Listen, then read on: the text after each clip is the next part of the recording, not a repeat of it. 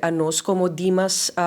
também está dando serviço de cita, o qual é importante para turgente saco é serviço de cita aqui está grátis.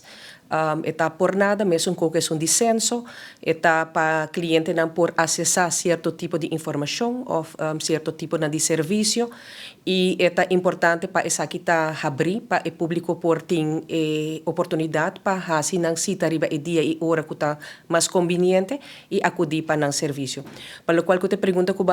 assim riba é parte da situação que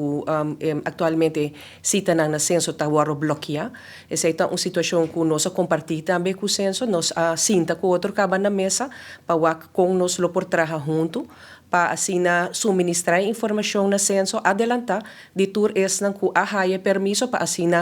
de maneira portar tecnicamente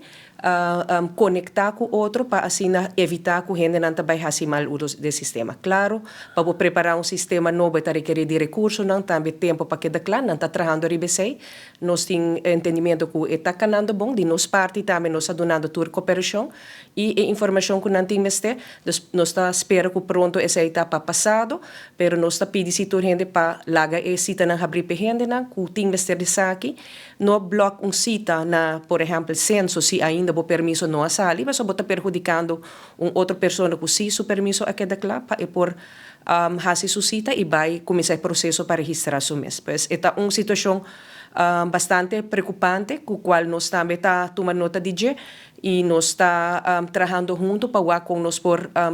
junto contribuir para evitar que isso aquilo suceda no futuro. Eta vai também mão de mão com nós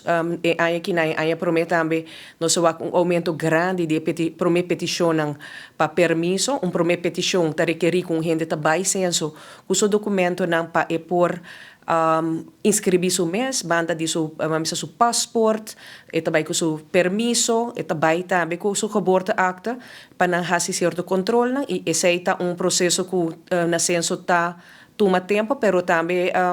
é necessário para portar parte de como residente na Aruba, pois que permisso, por exemplo, vou trabalhar, pero parte de residência, vou mester acudir na censo para fazer o trâmite.